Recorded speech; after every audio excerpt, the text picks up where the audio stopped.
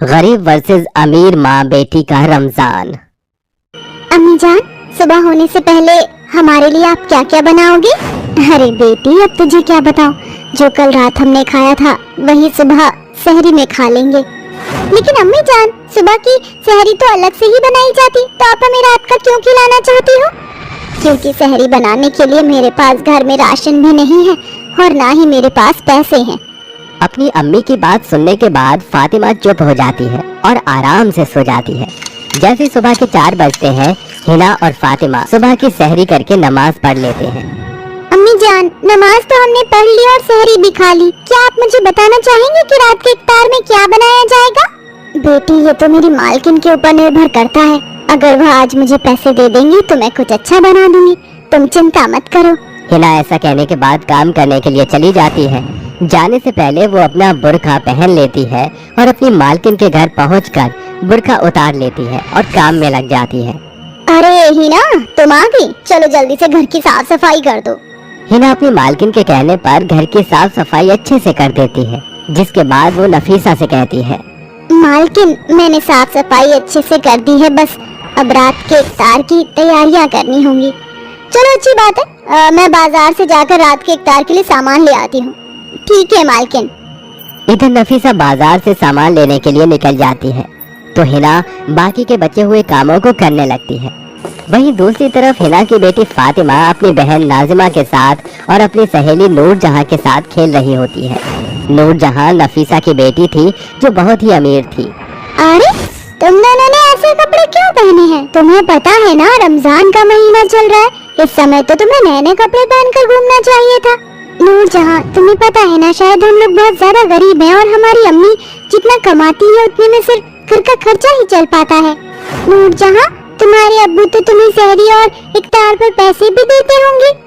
हाँ, तुमने सही कहा, सभी लोग मुझे बहुत सारे पैसे देते हैं, अम्मी जान, अब्बू जान और मेरी खाला भी। हाँ हाँ, चलो अब फातिमा, हमें घर चलना चाहिए। दोनों बहनें अपना मुंह लटकाकर वापस घर लौट आती हैं। देखते ही देखते शाम हो जाती है और हिना नफीसा के लाए हुए सभी सामानों से अच्छे से इफ्तार बना लेती है। सारा का सारा काम हो ही गया। जैसे ही ये सभी लोग इफ्तार कर लेंगे उसके बाद मैं भी घर चली जाऊंगी। हिना सारा खाना खाने की टेबल पर लगा देती है, जिसके बाद नफीसा अपनी बेटी नूरजहां और अपने पति अकरम के साथ इफ्तार करती है। देखते ही देखते आधे से ज्यादा खाना तो वो बर्बाद ही कर देते हैं और सारा खाना नफीसा फेंकने के लिए कह देती है। हिना, हम सब ने अपना इफ्तार कर लिया है, अब एक काम करो, ये सारा फेंक दो क्योंकि सुबह की सहरी तो दोबारा से ही बनेगी। इतना सारा बचा हुआ खाना नफीसा फेंकने के लिए कह देती है, जिसके चलते बेचारी हिना को बहुत दुख होता है। अल्लाह, ये कैसा रहम है तेरा, एक के घर पर खाने का एक दाना तक नहीं तो दूसरे के घर पर खाना बर्बाद किया जा रहा है। अल्लाह अगर देता है तो सबको बराबर दे, वरना किसी को भी ना दे। हिना का दिल बहुत दुखता है, जिसके बाद वो चुपचाप अपनी मालकिन के पास जाती है और उससे कहती है, मालकिन, मेरी दोनों बेटियां मेरे घर पर मेरा इंतजार कर रही होंगी। अभी तो मुझे भी अपनी दोनों बेटियों के साथ इफ्तार करना है और मेरे पास पैसे भी नहीं है। क्या आप मुझे कुछ पैसे दे देंगे एडवांस में? देखो हिना, मैंने कितनी बार तुम्हें कहा है कि मैं तुम्हें एडवांस में पैसे नहीं दे सकती, लेकिन तुम हो कि मानती ही नहीं हो। मुझे मजबूर मत करो, नहीं तो मैं किसी दूसरी काम वाली को रख लूंगी। नहीं मालकिन, मेरे साथ ऐसा जुल्म मत कीजिए। वैसे ही ईद आने वाली है, अगर आप मुझे काम से निकाल दोगी तो मेरी दोनों बेटियां भूखी रह जाएंगी। नफीसा ऐसा कह ही रही थी कि तभी वहाँ अकरम आ जाता है। अरे तुम परेशान क्यों होती हो, इस ईद पर सबके घरों में खुशियाँ आनी चाहिए। नफीसा, जाओ अलमारी में जाकर देखो, मैंने कुछ पैसे रखे थे, वो लाकर हिना खाला को दे दो। माफ कीजिएगा, एक्चुअली जो आपने पैसे रखे थे वो तो मैंने खर्च कर दिए। घर में एक पैसा नहीं है, कल बैंक से निकलवाने होंगे। हिना, मुझे माफ करना, तुम एक काम करना, कल सुबह सहरी के बाद मुझसे पैसे ले जाना। बेचारी हिना का बहुत ज्यादा मुंह उतर जाता है। वो मायूसी के साथ वापस अपनी दोनों बेटियों के पास पहुंच जाती है। उस दिन उनके घर पर इफ्तार करने के लिए एक दाना भी नहीं था, जिसके चलते वो तीनों माँ बेटी एक गिलास पानी पीकर सो जाती हैं। लेकिन रात के समय नाज़िमा और फातिमा दोनों को ही नींद नहीं आती। अम्मी, मुझे नींद नहीं आ रही। बेटी, अल्लाह का नाम लेकर सो जाओ, नींद आ जाएगी। अम्मी, हमारी ये सारी परेशानियां कब खत्म होंगी? बेटे, अल्लाह की नजर हमारे ऊपर पड़ेगी। वैसे तो अल्लाह की नजर उसके हर एक बंदे पर होती है, लेकिन शायद उनकी नजर अभी हमारे ऊपर नहीं होगी। लेकिन तुम चिंता मत करो, एक ना एक दिन सब कुछ ठीक हो जाएगा। अगले दिन हिना अपनी मालकिन के घर जाती है, जिसके बाद सहरी खत्म होते ही अकरम हिना को कुछ पैसे दे देता है। उन पैसों से हिना अपने घर का कुछ राशन भरवा लेती है। ऐसे ही एक गरीब घर के रमजान के दिन बहुत ही गरीबी से जा रहे होते हैं, तो वहीं अमीर के घर में रमजान के दिनों में बहुत खाने की बर्बादी के साथ साथ बहुत चीजों का नुकसान भी किया जा रहा होता है। ये सब नूर जहां अपने घर में देख रही थी, जिसके चलते उसे ये सब देखकर बहुत बुरा लगता है। अम्मी, हम कितने अमीर हैं, तो हमें क्यों ना गरीबों की मदद करनी चाहिए? देखो बेटी, तुम इन सब के बारे में मत सोचो, क्योंकि आजकल के गरीब बस हम जैसे अमीरों का फायदा ही उठाना जानते हैं। क्या आप इस ईद पर हीना आंटी की मदद कर सकती हो? क्योंकि वो तो बहुत ज्यादा गरीब है। कहा ना नूरजहां, तुम्हें इन सब चीजों के लिए परेशान होने की कोई जरूरत नहीं है। नूरजहां अपनी अम्मी के इस बर्ताव से बहुत परेशान थी। देखते ही देखते रमजान के 30वें दिन पर ईद का दिन आ जाता है। सभी के घर में खुशियां होती हैं और सब अपनी ईद बहुत अच्छे से मना रहे होते हैं। वहीं बेचारी हिना के घर में कुछ नहीं होता और न ही वो अपने ईद का त्योहार अच्छे से मना पा रही थी। अम्मी, आपने तो कहा था कि ईद के दिन हम लोग बहुत एंजॉय करेंगे और आप हमारे लिए अच्छा अच्छा खाना भी बनाओगी, लेकिन आपने तो कुछ भी नहीं किया। हाँ अम्मी, आज ईद है, क्या हमारे लिए कुछ भी नहीं बनाओगी? लगता है इस बार हमें अपनी ईद इस प्रकार ही बनानी होगी। देखो, तुम्हारी माँ गरीब है, लेकिन क्या करें। तुम चिंता मत करो मेरी बेटी, अल्लाह हमारी जरूर सुनेगा। उनका घर सोना होता है कि तभी नूरजहां अपने दोनों सहेलियों के घर अपने माता पिता के साथ आती है। हिना खाला, कई सालों से आपने हमारी हर एक चीज में मदद की और कभी कोई शिकायत नहीं की। इस ईद पर हम आपके घर में खुशियां लेकर आए हैं और ये ईद हम आपके साथ ही मनाना चाहते हैं।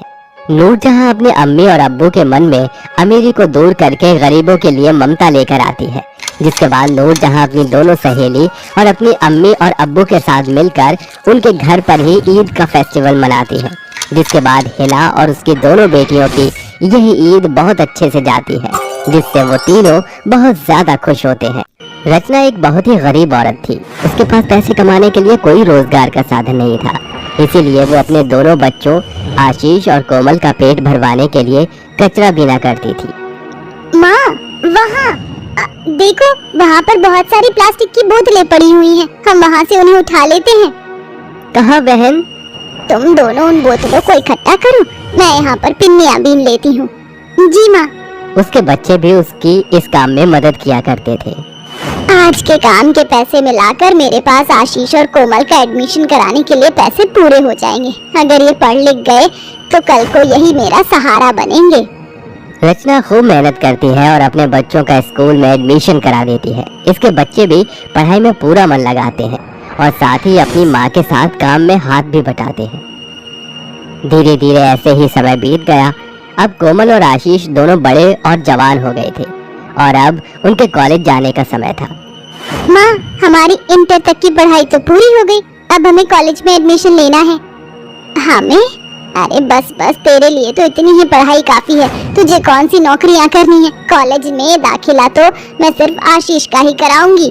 पर माँ, परवर कुछ नहीं, तू मेरे साथ घर में ही रहकर काम में हाथ बटाना। माँ, अगर तू कहेगी तो मैं सरकारी कॉलेज में भी जाने को तैयार हूँ, लेकिन मेरी पढ़ाई मत रोकना। रचना थोड़ा सोचती है और फिर वो कोमल का दाखिला एक सरकारी कॉलेज में करा देती है और अपने बेटे आशीष का दाखिला एक प्राइवेट कॉलेज में कराती है।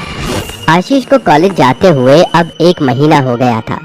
एक दिन आशीष सीढ़ियों से तेजी से उतरता हुआ आ रहा था कि उसकी टक्कर रोज से हो गई। Oh sorry, I am so sorry. Ashish Rose को देखने लग जाता है। ये आप क्या कर रहे हो मिस्टर? मुझे इतनी जोर से लग गई है। आउच!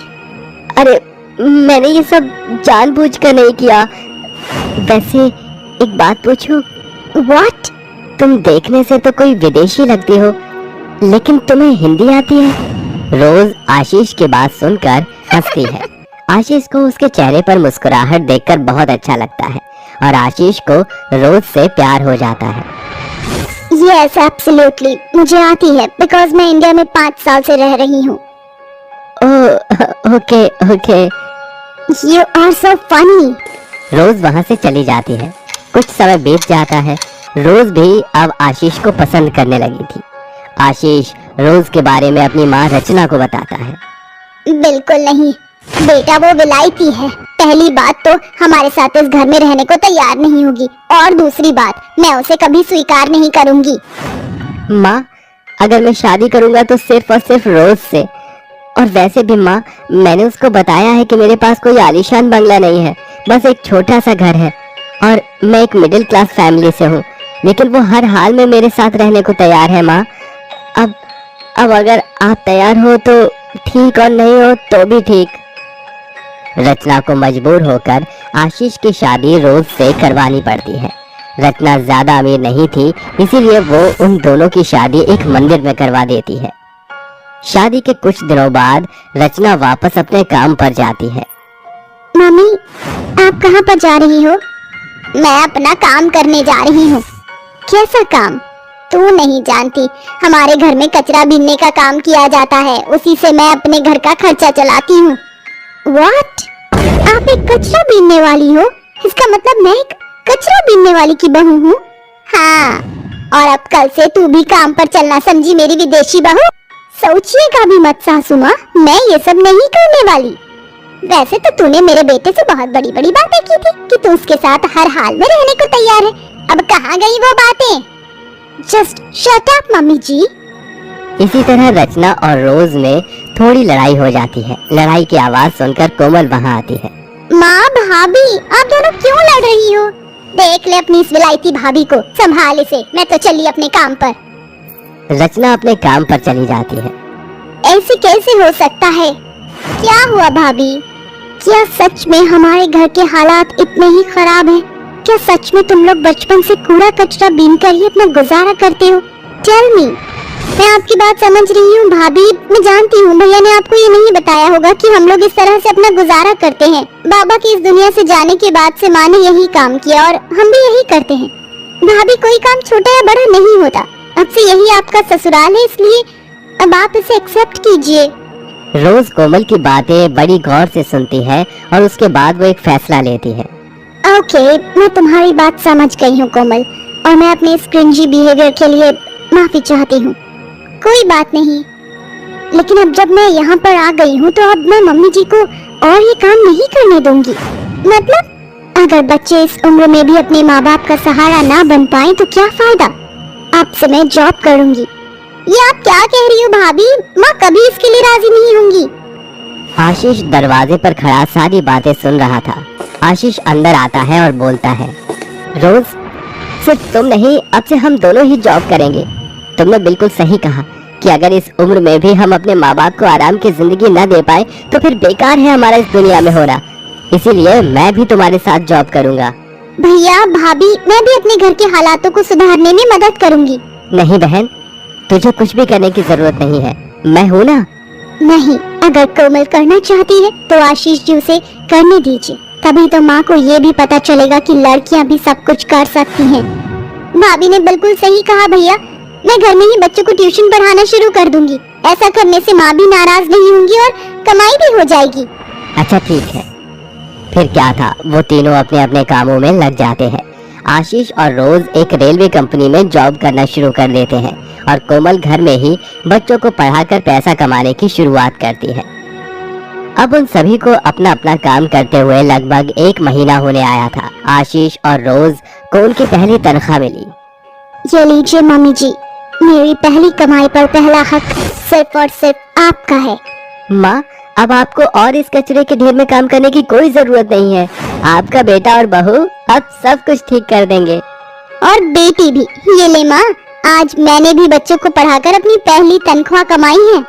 अपने बच्चों और बहू को खुद की इतनी फिक्र और मेहनत करते देख रचना की आंखों में आंसू आ जाते हैं। मैं कितनी गलत थी। मैं सोचती थी कि सिर्फ बेटा ही अपने परिवार का सहारा बनता है, लेकिन आज तो मेरी बेटी ने भी गर्व से मेरा सर ऊंचा कर दिया। और बहू, मुझे माफ कर देना। तेरे विलायती होने की वजह से मैंने तुझे गलत समझा, लेकिन तूने हमें जिंदगी का मतलब सिखा दिया। आज मैं बहुत खुश हूँ। मैं भी। Me too. अरे तू कब से अंग्रेज बन गई? अब भाभी को देखकर जरा हम भी बोलने लगे हैं। अच्छा, ऐसा क्या? भगवान मेरे परिवार की ये हंसी खुशी हमेशा सलामत रखे। सभी बहुत खुश थे। अब उनके दिन बदलने लगे थे। रचना ने भी अब कचरे का काम छोड़ दिया था। उसके बच्चों ने भी दिन दोगुनी रात चौगुनी मेहनत करके आखिर खुद को कचरे के ढेर से निकाल ही लिया। इसीलिए तो कहते हैं कि मेहनत करने वालों की कभी हार नहीं होती।